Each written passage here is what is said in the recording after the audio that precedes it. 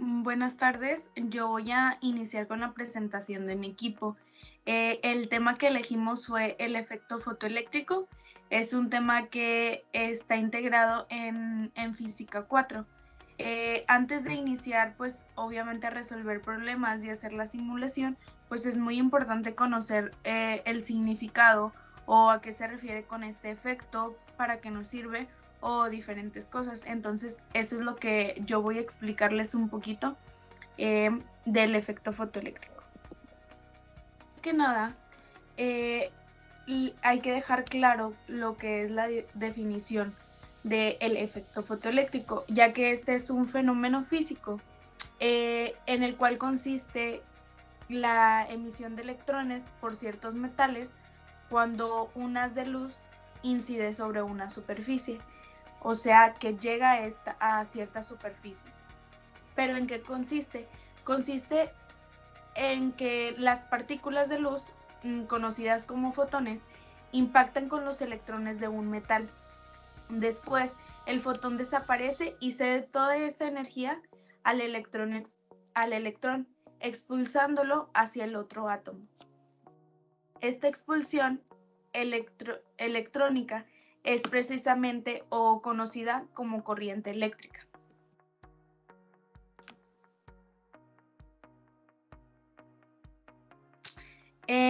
Este fenómeno o este efecto tiene tres características principales. Una de ellas se dice que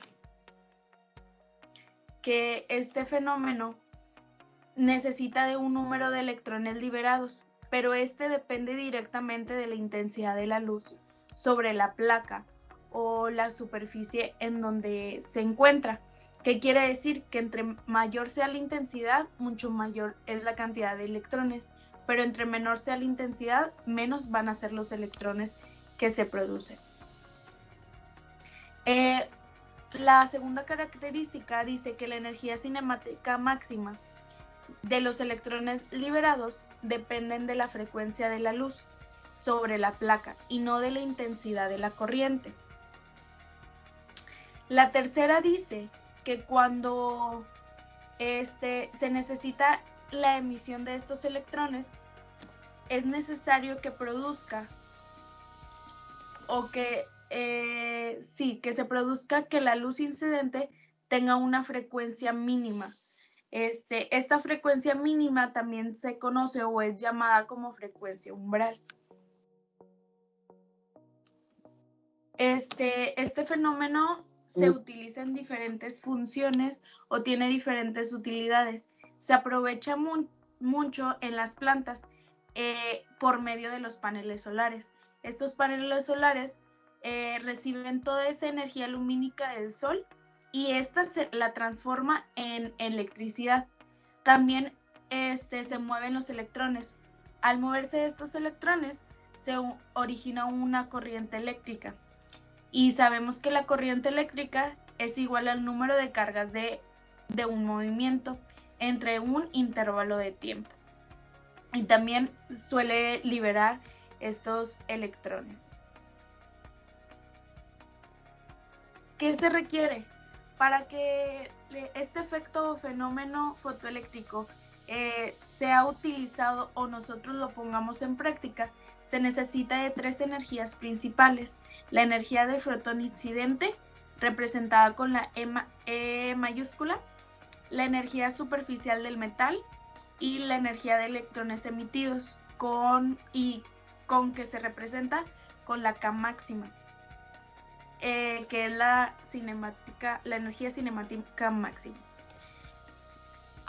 A continuación, mi compañera les hablará un poquito de la historia de este fenómeno.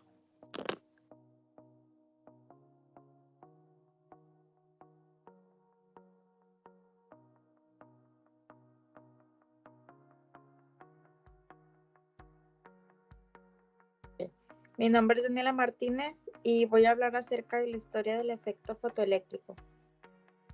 Como ya se había hablado, este apartado se va a llamar acerca de la historia del efecto fotoeléctrico.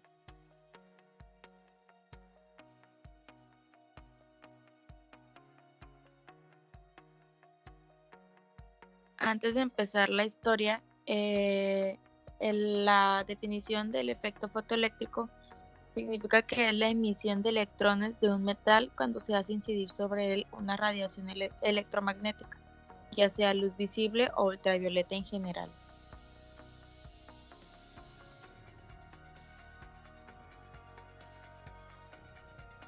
El descubrimiento fue iniciado por Heinrich Hertz. Las primeras observaciones del efecto fotoeléctrico fueron llevadas por Hertz en 1887 en sus experimentos sobre la producción y recepción de ondas electromagnéticas. Su receptor consistía en una bobina en la que se podía producir una chispa como producto de la recepción de ondas electromagnéticas, esto encerrado en una caja negra. Sin embargo, la longitud máxima de la chispa se reducía en este caso comparada con las observaciones de chispas anteriores. En efecto, la absorción de luz ultravioleta facilitaba el salto de los electrones y la intensidad de la chispa eléctrica producida en el receptor.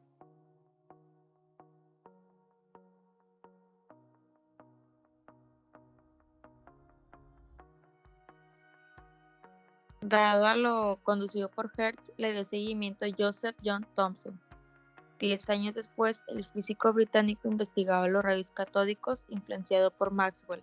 Thomson dedujo que los rayos catódicos consistían de un flujo de partículas cargadas negativamente a los que llamó corpúsculos,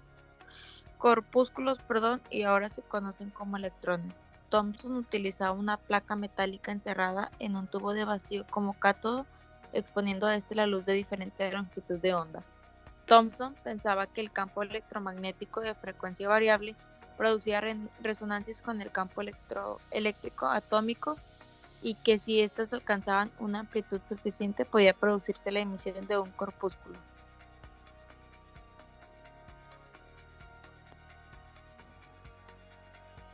Dado a esto, años después le da seguimiento Philipp von Lennart. En 1902 realizó observaciones del efecto fotoeléctrico en las que se ponía de manifiesto la variación de energía de los electrones con la frecuencia de la luz incidente. La energía cinética de los electrones podía medirse a partir de la diferencia de potencial necesaria para frenarlos en un tubo de rayos catódicos. La radiación ultravioleta requería, por ejemplo, potenciales de frenado mayores que la radiación de mayor longitud de onda. Los experimentos de Lennart arrojaban datos únicamente cualitativos, dadas las dificultades del equipo instrumental con el cual él trabajaba.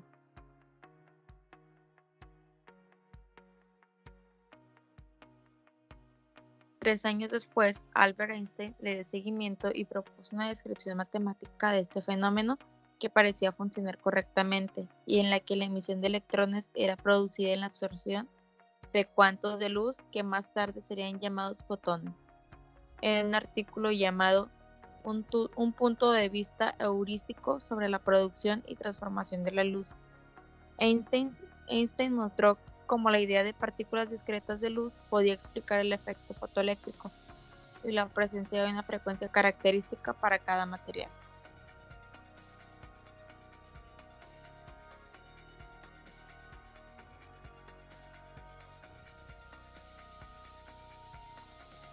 Siguiendo con Einstein, el trabajo de él predecía que la energía con la que los electrones escapaban del material aumentaban linealmente con la frecuencia de la luz incidente. Sorprendentemente, este aspecto no había sido observado en experiencias anteriores sobre el efecto fotoeléctrico. La demostración experimental de este aspecto fue llevada a cabo en 1915 por Robert Andrews Millikan.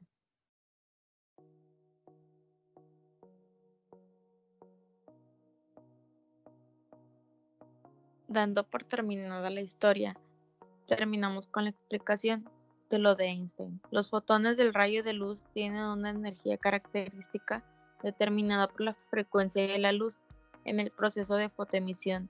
Si un electrón absorbe la energía de un fotón y este último tiene más energía que la función trabajo, el electrón es arrancado del material. Si la energía del fotón es demasiado baja, el electrón no puede escapar de la superficie del material. La intensidad del haz no cambia la energía de los fotones constituyentes, solo cambiará el número de los fotones. En consecuencia, la energía de los electrones emitidos no depende de la intensidad de la luz, sino de la energía de los fotones individuales.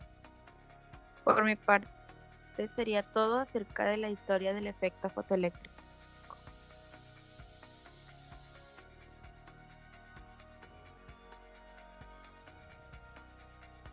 Hola, mi nombre es Ingrid y yo voy a dar la explicación del formulario y voy a explicar también un problema del efecto fotoeléctrico. Bueno, el efecto fotoeléctrico tiene su ecuación principal, que es la energía de los electrones emitidos, es igual a la energía del fotón incidente menos la energía de la superficie del metal. Todas estas en joules. Tenemos que la energía del fotón incidente es igual a la constante de Planck por la frecuencia del fotón incidente. La frecuencia del fotón incidente es igual a la velocidad de la luz sobre la longitud de onda del fotón incidente. Por ende, esto también podemos decir que la energía del fotón incidente es igual a la constante de Planck por la velocidad de la luz sobre la longitud de onda del fotón incidente. También tenemos que un Armstrong es igual a 1 por 10 a la menos 10 metros, que esto nos va a servir para las conversiones de Armstrong a metros para poder tomar en cuenta, para poder hacer las fórmulas. También ahora pasamos a la energía de la superficie del metal, que esta también se conoce como función trabajo o trabajo de extracción. Tenemos que la energía de la superficie del metal es igual a la constante de Planck por la frecuencia umbral. También la frecuencia umbral es igual a la velocidad de la luz sobre la longitud de onda umbral. Por ende, también podemos decir que la energía de la superficie del metal es igual a la constante de Planck por la velocidad de la luz sobre la longitud de onda umbral. Pasamos a la energía de los electrones emitidos, también conocida como energía cinética o energía de los electrones en movimiento. Esta se puede encontrar con tres diferentes ecuaciones, que es la ecuación principal, la de la carga del electrón por el potencial de frenado, o la que llevamos viendo desde hace mucho tiempo, que es la de energía cinética, que es un medio de la masa por la velocidad al cuadrado. Tenemos las constantes, también tenemos que el electrón volt es igual a 1.6 por 10 a la menos 19 joules. También para las conversiones, en caso de que nos den el valor en electrón volt y lo pasemos a joules para poder hacer así las fórmulas y que se puedan eliminar las unidades. El electrón volt es una unidad de carga eléctrica. No, cabe recalcar que no debe de confundirse con la fórmula de la carga del electrón por el potencial de frenado para obtener la energía de los electrones emitidos. También hay una diferencia que tiene el subíndice 0 para no confundir la unidad con la fórmula en sí. La principal diferencia que podemos hallar para poder diferenciar las fórmulas de la energía del fotón incidente con las del metal es que las del metal tienen la palabra umbral y también tienen su subíndice 0 para poder así identificarlas más fácil en las fórmulas. También tenemos las constantes, que es la constante de Planck, que ya nos la dan, que es 6.625 por 10 a la menos 34 joules por segundo. La de la velocidad de la luz, 3 por 10 a la 8 metros sobre segundo. Tenemos también la de la carga del electrón, que es 1.6 por 10 a la menos 19, y la masa del electrón, que es 9.11 por 10 a la menos 31 kilogramos. Y ahí también podemos ver las unidades de para las fórmulas y las constantes y todo lo que podamos utilizar. Ahora sí pasamos a resolver el problema. El problema nos dice que la frecuencia umbral para cierto material es de 1.1 por 10 a la 15 Hz. Tenemos que determinar la energía cinética máxima cuando una luz cuya frecuencia es de 1.5 por 10 a la 15 Hz. Este incide sobre ese material. Calcule además el potencial de frenado y la velocidad de los electrones. Primero hay que tomar en cuenta cuáles son las que nos dan, qué son los valores o los datos que nos dan para resolver el problema y cuáles son los que nos piden. Nos dice aquí el problema que la frecuencia umbral para cierto material es de 1.1 por 10 a la 15 Hz. Aquí, ¿qué es lo que mencionábamos anteriormente? Que cuando venga la palabra umbral, eso significa que estamos hablando de la energía del metal, de la energía del metal, estamos hablando del metal, entonces esto es la frecuencia umbral, es igual a 1.1 por 10 a la 15. También tenemos, aquí nos dice, determine la energía cinética máxima, esta es una de las que nos pide determinar, que es esta, la Kmax, cuya frecuencia, cuando una luz, cuya frecuencia es de 1.5 por 10 a la 15, entonces la frecuencia que, pues la única que nos queda es la del fotón incidente, aunque también aquí la misma redacción nos dice que es la frecuencia de la luz. Entonces pues ahí también ya sabemos de qué frecuencia estamos hablando. Entonces tenemos que ya tenemos la frecuencia umbral y la frecuencia del fotón incidente, tenemos la frecuencia de las dos. Y ahora sí pasamos a también hay que tomar en cuenta las que nos piden, que es, aparte de la energía cinética máxima, nos piden el potencial de frenado y la velocidad de los electrones. Primero vamos a resolver la A, que viene siendo la energía cinética máxima. La energía cinética máxima, vamos a utilizar la fórmula principal, vamos a utilizar la ecuación principal para resolver este inciso. Nos dice la ecuación principal que la energía cinética máxima es igual a la energía del fotón incidente menos la energía de la superficie del metal.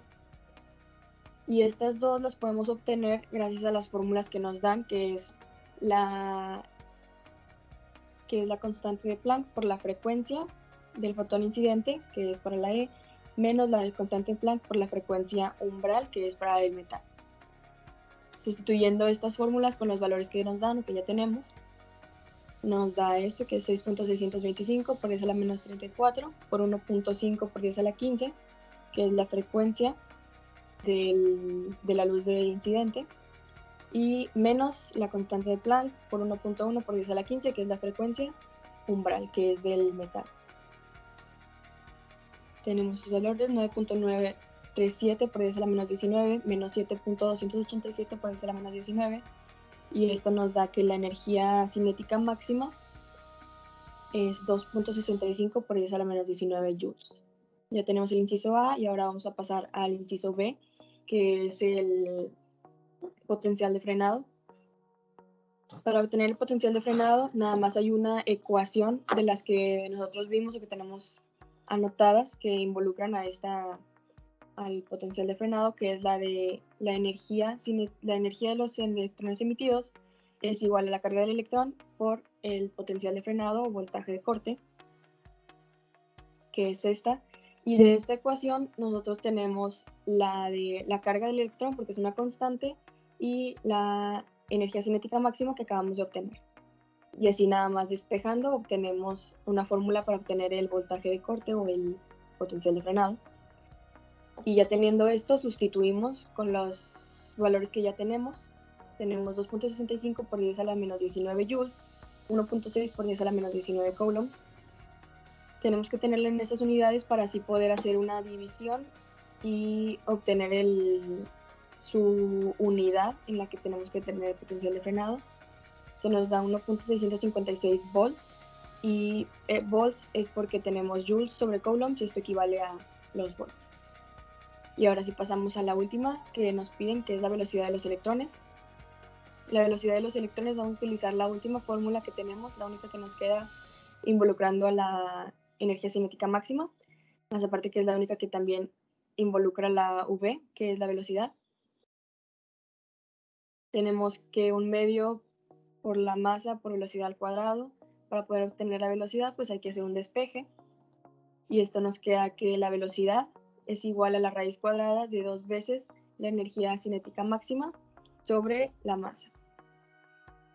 Sustituyendo con los resultados que hemos obtenido, sería 2 por 2.65 por 10 a la menos 19 sobre la masa de la masa del electrón, que es 9.11 por 10 a la menos 31. Esta también es una constante que ya nos dan, que ya tenemos. Y por ende sabemos que la velocidad es 762.743 por 10 a la 3 metros sobre segundo. Y así es como concluimos este problema y la explicación de las fórmulas. También olvidé mencionar que cuando nos da la energía máxima, cuando este resultado nos da positivo, significa que sí tuvo la suficiente energía para poder liberar a los electrones. En caso de que nos dé negativo, significa que no tuvo la suficiente energía para liberar a los electrones de la superficie del metal, por ende no se lleva a cabo el efecto fotoeléctrico. Pero aquí, como salió positivo, pues sí se llevó a cabo el efecto fotoeléctrico. Y ya eso es todo de mi parte. Gracias.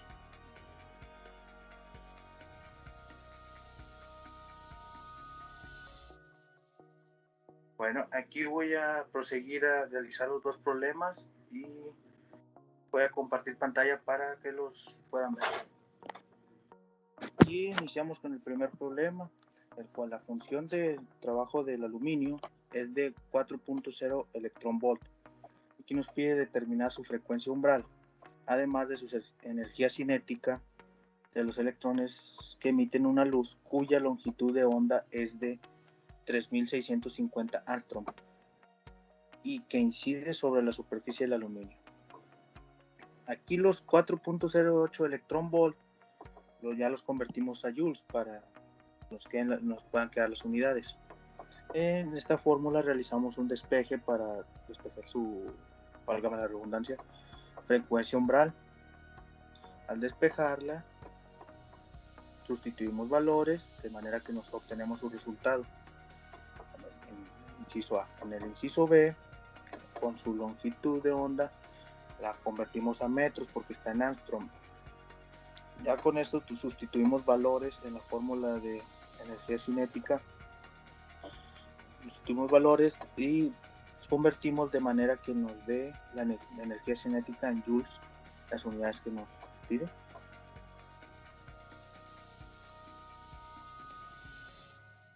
El segundo problema, la frecuencia umbral de la superficie de un metal es de 1.5 por 10 a la 15 Hz. Determina su longitud de onda y su velocidad cuando la longitud es de 1950 angstrom. Aquí ya hice la conversión a metros. Con esta fórmula queda directo,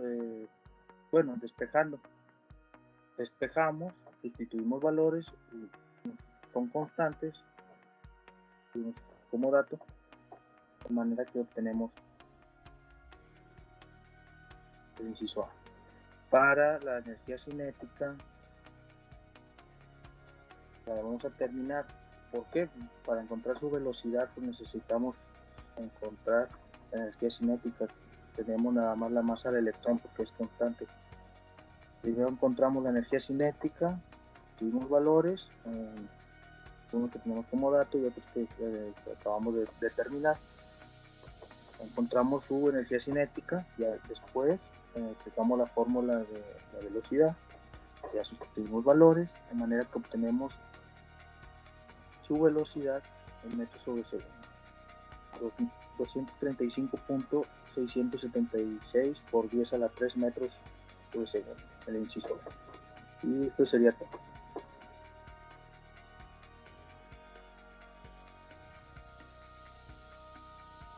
Hola, mi nombre es Mónica y les voy a hablar sobre el efecto fotoeléctrico, sobre el simulador del efecto fotoeléctrico.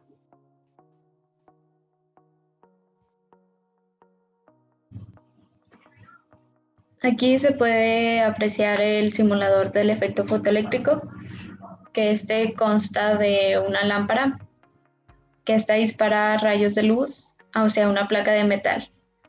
Y de esta placa de metal salen disparados electrones que van hacia el ánodo. Y de aquí podemos mostrar que una mayor intensidad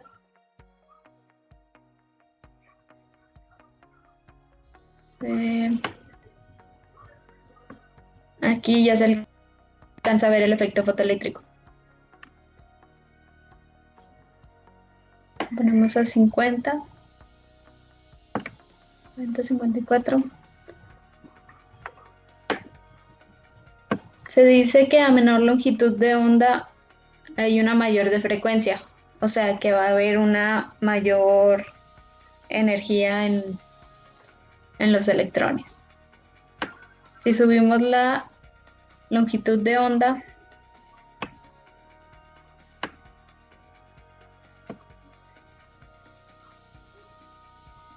se alcanzan a apreciar menos electrones disparados de la placa de metal. Bueno, esa cantidad ya no se alcanzó a hacer el efecto fotoeléctrico. Entonces, a menor longitud de onda hay una mayor una mayor cantidad de electrones disparados.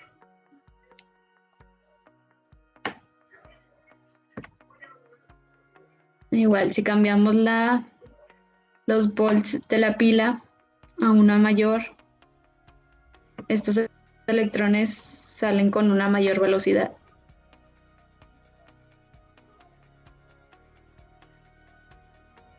Y si cambiamos la polaridad de la pila, hay un frenado de parte de los electrones. Estos se regresan por lo mismo frena la energía de los electrones.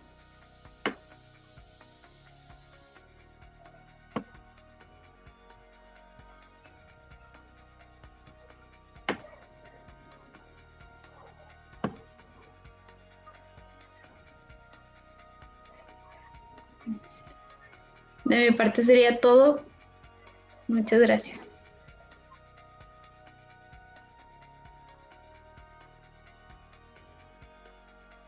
Hola, mi nombre es Stephanie Carrillo. Yo les voy a presentar el experimento casero. Para este experimento casero sobre el tema de efecto fotoeléctrico vamos a necesitar los siguientes materiales.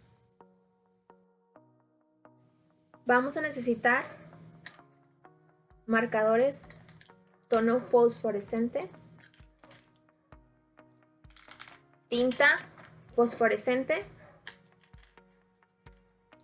una lámpara transparente, una lámpara con luz ultravioleta. Como en mi caso yo no tengo una lámpara de luz ultravioleta, se puede diseñar, y lo que vamos a necesitar para diseñarla es cinta adhesiva y tu celular y un marcador color azul. Para crear nuestra lámpara de luz fluorescente, lo que tenemos que hacer es cortar 6 tiras de cinta, más o menos de este tamaño, y las vamos a poner en el flash de tu celular y vamos a pintar color azul donde está la bolita del flash, y vamos a colocar los otros 5 pedazos, así sucesivamente hasta que se completen las 6 tiras de cinta. Con esto vamos a obtener nuestra luz ultravioleta.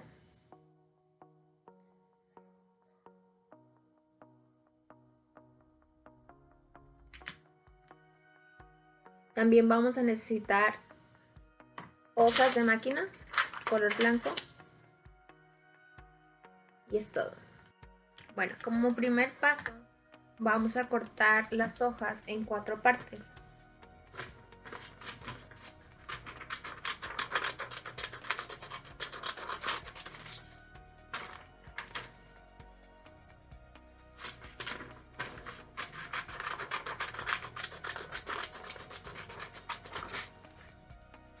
Después estas hojas las vamos a pintar con los materiales que nosotros tenemos.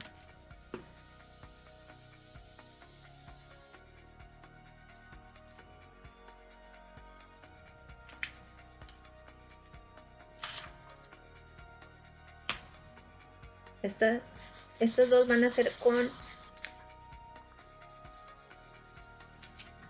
los marcadores en tono naranja y en tono amarillo fluorescente.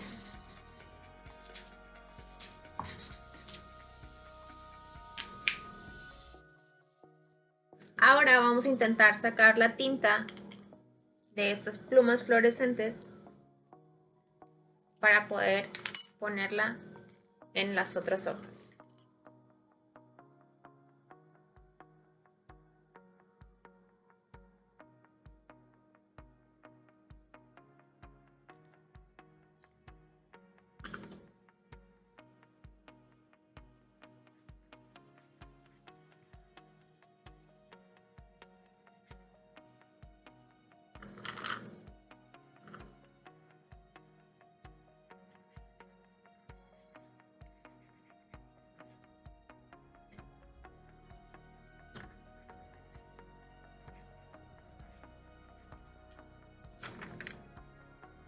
algo así.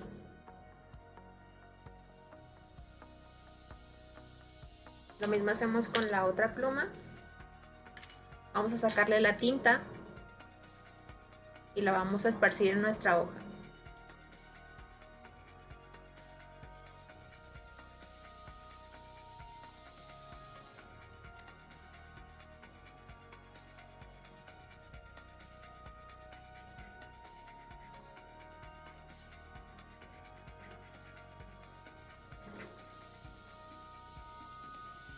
Muy bien. Ya terminamos con eso de llenar nuestras hojitas. El siguiente paso es ver el efecto que tienen estas hojas marcadas con fluorescencia. Para esto necesitamos apagar nuestra luz para poder notar cómo se va a reflejar en nuestras hojas los tonos que nosotros pusimos. Ya con la luz apagada vamos a alusar con nuestra lámpara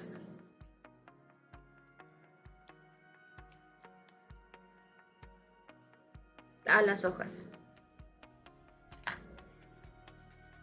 Bien, ya casi no me veo, pero para continuar con nuestro experimento, lo que tenemos que hacer es alusar con nuestra lámpara blanca los dibujos o las hojas de máquina con los trazos de los colores fluorescentes. Y aquí pues no se puede notar con la luz blanca mucho el tono fluorescente. Se alcanza a apreciar muy bien por la cámara, pero no da mucho efecto el usar esta lámpara blanca.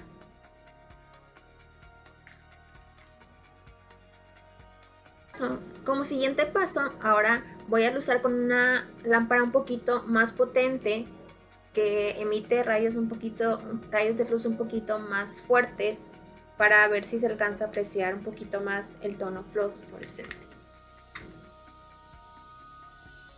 Voy a tratar de enfocar la cámara, pero si se dan cuenta, tampoco, aunque sea un poco más fuerte, logra hacer una diferencia con los tonos fosforescentes.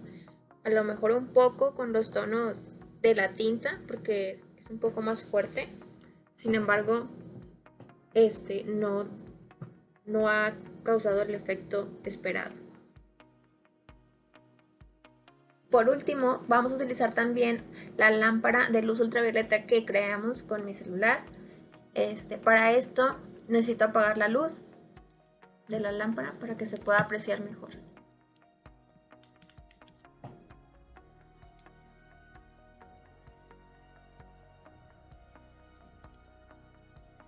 Si lo ven, con la luz ultravioleta se puede apreciar los tonos fosforescentes muy claro, tanto en el amarillo como en el naranja, gracias a la luz. Ahora probamos con la tinta color naranja. Y ahora, por último, con la tinta color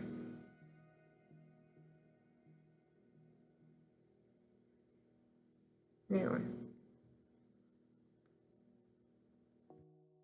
Ahora voy a explicar la razón por la que se ve la diferencia cuando usamos las hojas de papel con la luz clara, con la luz blanca, y la diferencia abismal que hubo cuando nosotros usamos con la luz ultravioleta, que a pesar de que no es el elemento más adecuado el realizar una luz ultravioleta con tu celular, pues nos dio resultados visibles que podemos apreciar entre la diferencia de tono blanco y tono ultravioleta en la luz.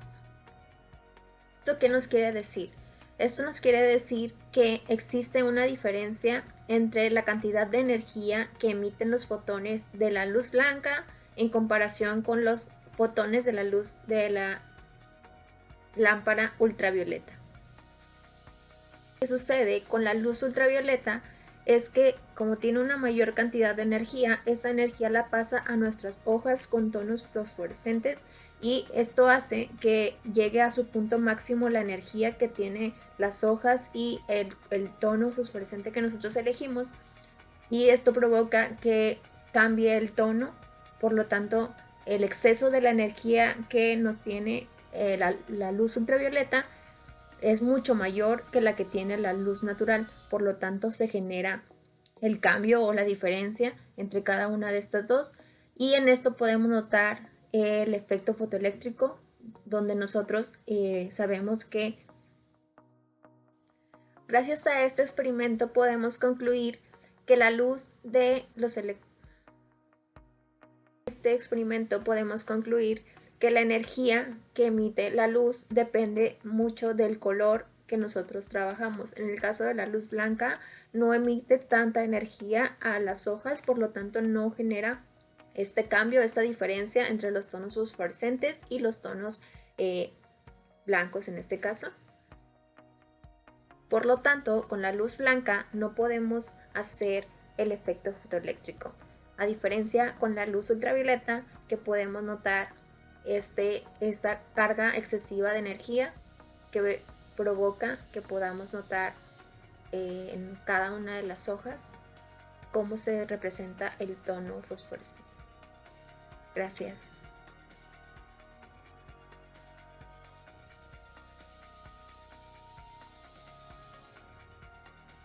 Ok, esto sería todo de parte de mi equipo. Esperamos que toda la información que presentamos haya sido clara y agradecemos mucho la atención prestada durante este video. Gracias.